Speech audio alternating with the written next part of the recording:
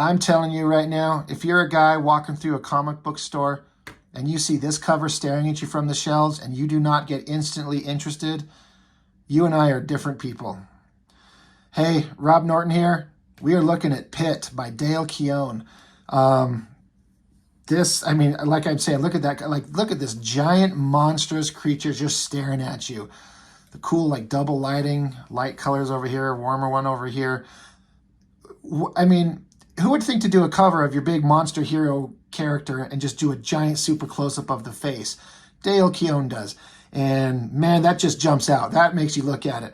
I do have to correct myself. There was I was looking at Avengers #1 with Rob Liefeld, and my brother was here with me. We were looking at it, and there was a character in that book, some female cat character that had no nose. And I was saying, I am not on board with any character that doesn't have a nose. Well, this is the exception. Pitt, he's the only character I will let get away with not having a nose and being beyond badass.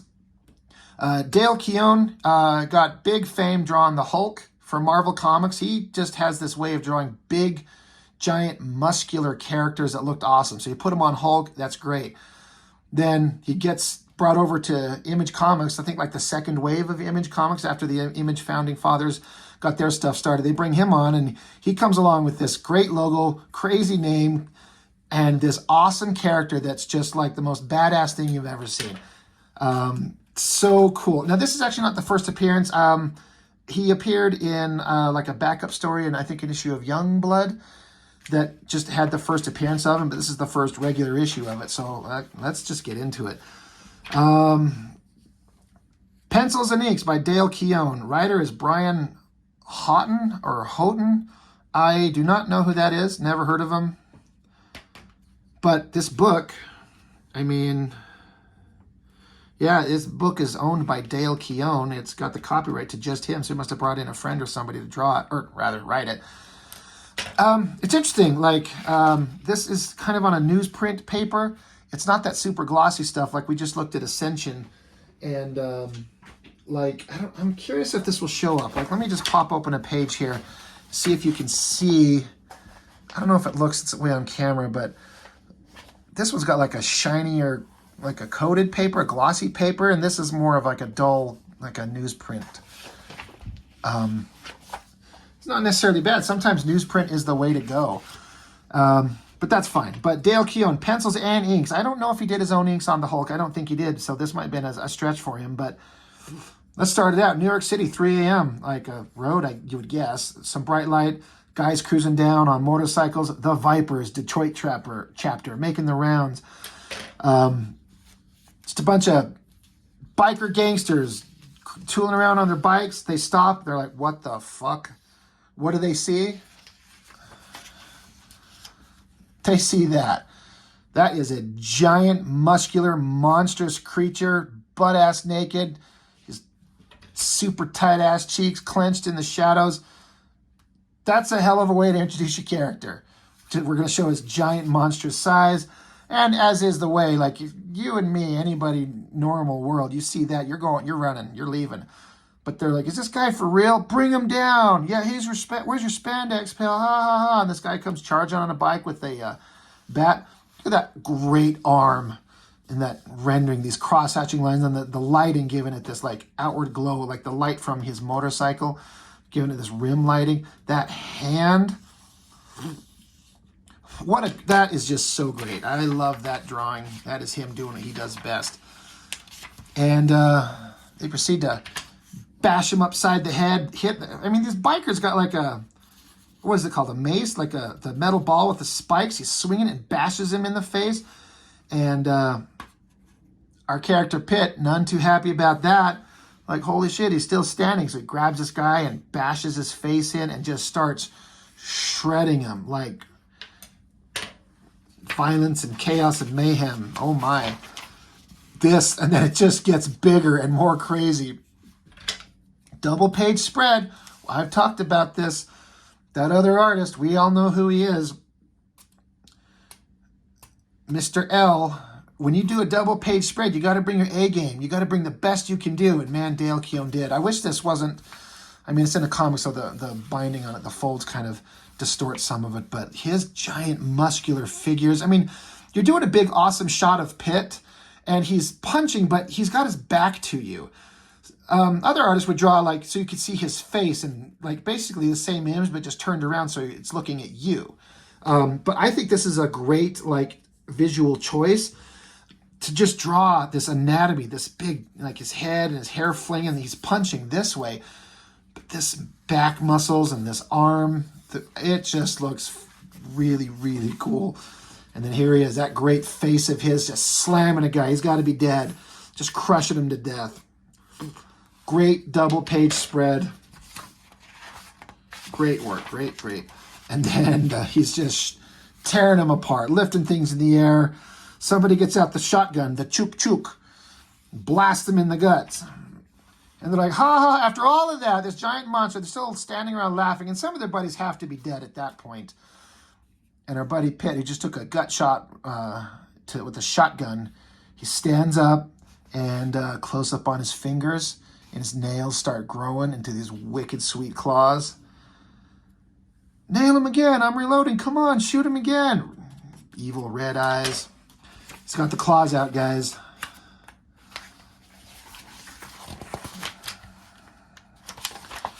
Oh, there we go. Another great like use of the spread. Look at that monstrous badass. This is an artist like on a book with the character he wants to do, utilizing the skills that he's got, doing the kind of stuff that he excels at, and just to great effect of these teeth close up. And it's kind of interesting how it like, you can kind of see it from like a cinematic standpoint, like he jumps at them and a close up on his mouth like raw, and then it transitions to a kid screaming. It's like he wakes up from sleeping. It's a great transition. Gets a little less interesting here because as with a lot of these books, you got to get into the regular story, the regular people, and so a lot of times it's not quite as interesting. He does draw kids. Drawing kids are hard when all you know how to draw is like big muscular superheroes, and you got to like draw children.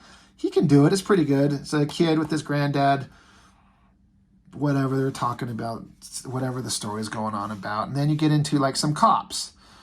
Kind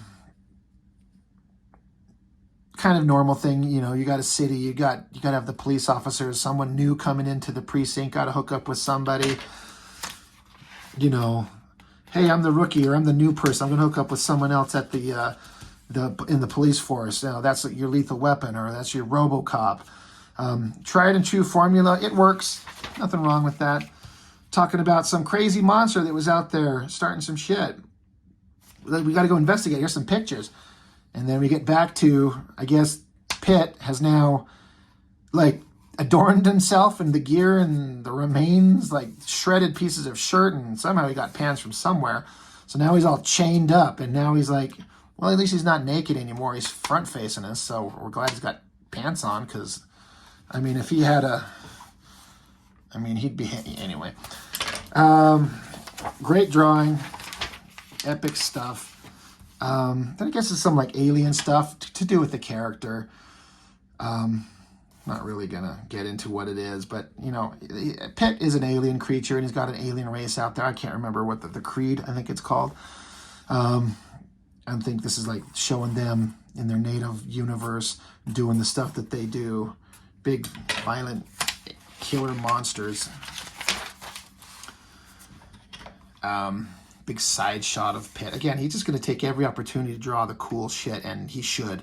What's funny is how big he is. He jumps on a motorcycle right here, and he knows how to drive a motorcycle. It's so much he can even like do a peel out and pull the wheel up on the front end. That's fine. Cops are doing some investigating, and then bright lights appear. Something dramatic is going on. Gunfire, laser sound, shooting. Cops are running down. They're like, what's going on? And then people around the corner, people getting thrown around. So the cops doing good cop work come around the corner, guns drawn, yell, freeze. What is there? Oh, damn. Some wild alien creatures. They look like kind of lizard dinosaur creatures, and some chainmail having giant robotic claw arm, laser gun. And this is the end of your book. Next issue, Dead or Alive. Cops are like, oh God, how are we going to deal with this? That's a pretty awesome way to end your book. Pretty basic. I mean, as most things with Image Comics, what is selling this book? It's the art. Dale Keown really, really brought it. He did. It's a pretty cool pinup by Sam Keith of those characters. A little bit different kind of way of rendering Pitt. He's a little hunched over kind of troll-looking guy rather than the giant hulking monster, but that's totally fine.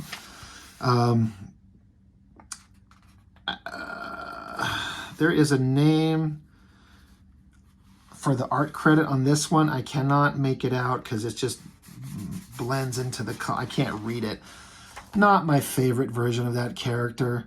It's okay as a drawing, but when you see what the character is and how badass he can be when he's drawn by his creator, when you got him looking badass like that, it's okay. It's just not the same. That's fine. And just more of the same. The ads of the books that were coming out. This was always so fun. I've mentioned this before. Everyone was always really super excited to... You always want to look at this and see what's coming out. What does it cost? What's coming out? What's the new thing? Man, everyone was really going hard on the Valiant books, which I thought were the most boring things on the face of the planet, but that's just me. Anyway, back to that amazing cover. It's so good. Like, that is an A+ right there. And that opening scene with the bikers fighting Pitt, A+ opening scene. Great work. Again, the Pitt series went several issues. I mean, I want to say 20, mid-20s maybe, something to that effect. He stayed on it and really worked on it. And then for some reason he just gave up. I mean, to get bored with your own creation, maybe he made enough money off it that he could just kind of fuck off and go do whatever he wanted to do. And he kind of disappeared. He'd be off and on the radar drawing here, and then he's gone and disappeared. I think he got into legal troubles. I don't know exactly, but great cover. Great logo, great everything. So that's all I've got for this one. Let me know what you thought about this book. It's some badass stuff right there. This one was fun to go through. So thank you for watching. I do very, very much appreciate it. And we'll see you on the next one.